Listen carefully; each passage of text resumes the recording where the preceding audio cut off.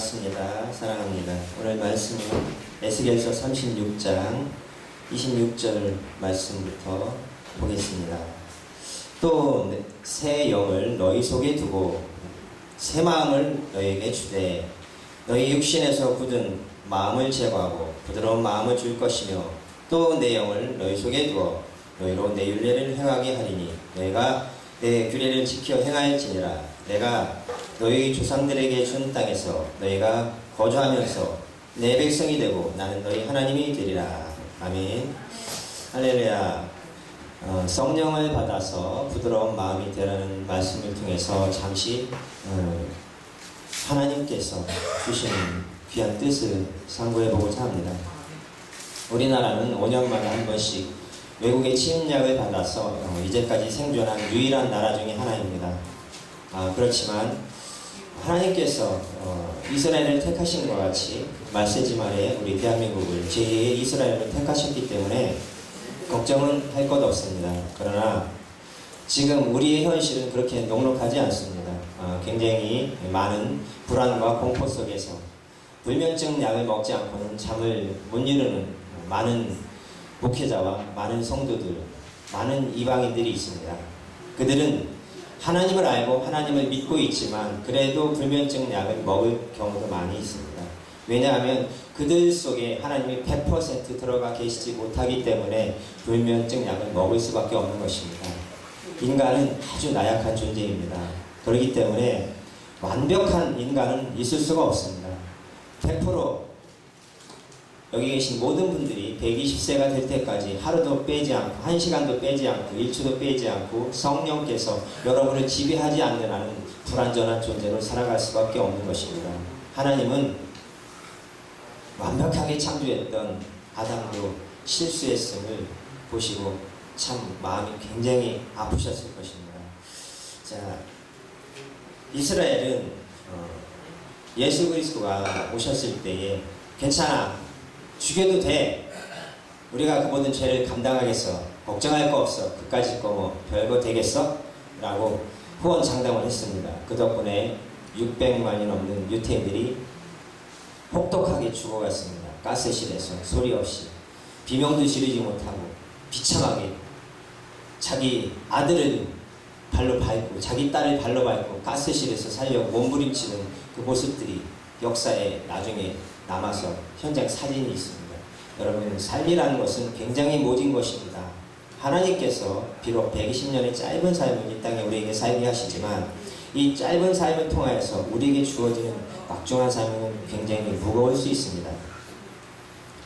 이 세상에서 그 어느 누구도 하나님의 뜻을 다 알 수는 없습니다. 그러나 하나님께서 계시를 주시는 부분에 있어서만큼은, 계시가 열려지는 만큼에 있어서만큼은 하늘문을 열고 주실 때에 그걸 받는 종들에게, 특별히 선지자의 영을 받거나 선교사의 영을 받아서 그 사명을 감당하는 자들에게는 하나님이 때로는 환상을 많이 주고 때로는 입신도 시켜주고 때로는 하나님이 나타나서 대화도 해주고 성경을 통해서도 계시를 해주고 목사님을 통해서도 계시를 해주고 친구를 통해서도 계시를 해주고 설교 중에도 계시를 해주고, 하나님은 자기의 능력을 제한하지 않으시는 분이기 때문에 어떤 방법으로 저와 여러분에게 오셔서 터치하시고 여러분 속에 제 안에 거하실지 아무도 알지 못합니다. 그분은 전능하신 분이기 때문에 어떤 카메라로 안 찍는다고 해서 안 찍히는 분이 아니고 찍는다고 해서 찍히는 분이 아닙니다. 단지 우리는 이 현실을 우리가 인정하느냐 안 하느냐의 그 차이에 있습니다.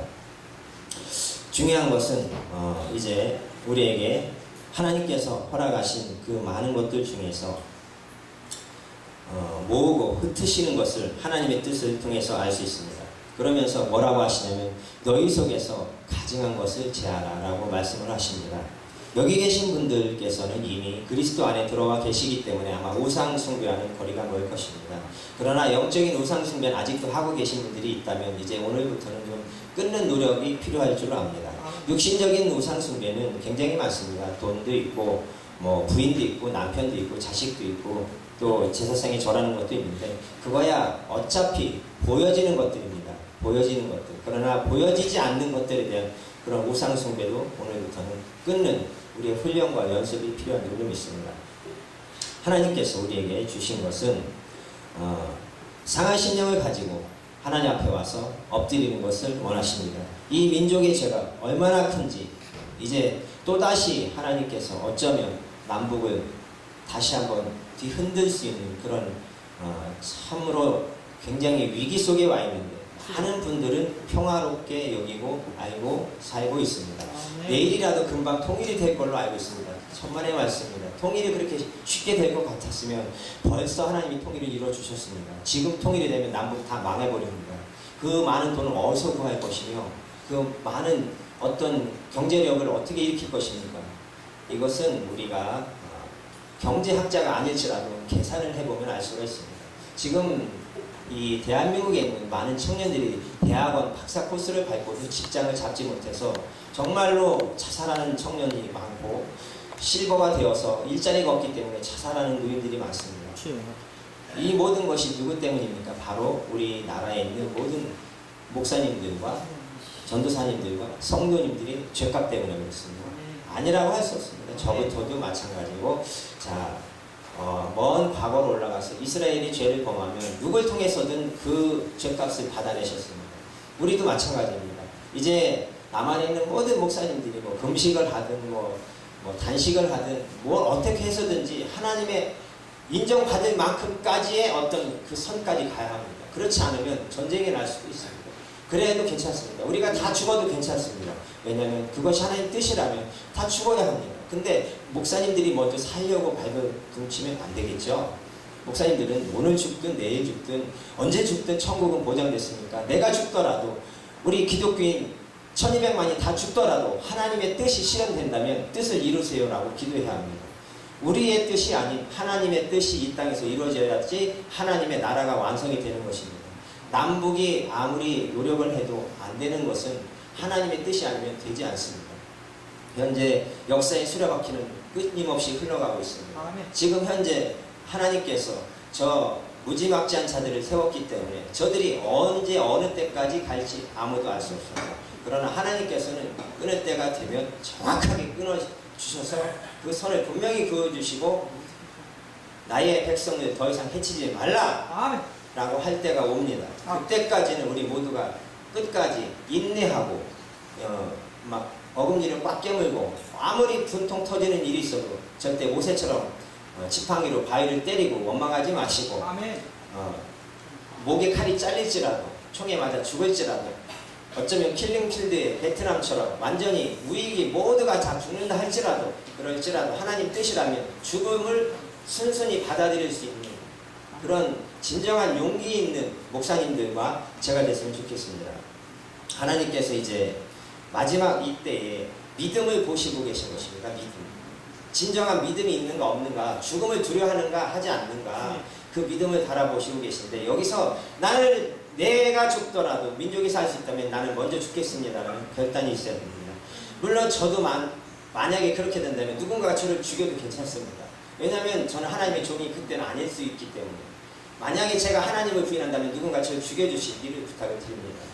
그만큼 이 땅에 있는 악의 세력은 목회자를 죽일 준비를 완벽히 끝내놨고 그 모든 것을 실행하기에 앞서서 지금 카운트다운을 이미 시작을 했습니다. 그러나 걱정할 것이 없는 것은 죽으면 순교자로서 상이 더 많습니다. 그렇죠? 그렇기 때문에 오히려 기쁨과 감사로 하나님께 영광을 돌리며 하나님의 뜻을 이루어야 될 줄로 믿습니다.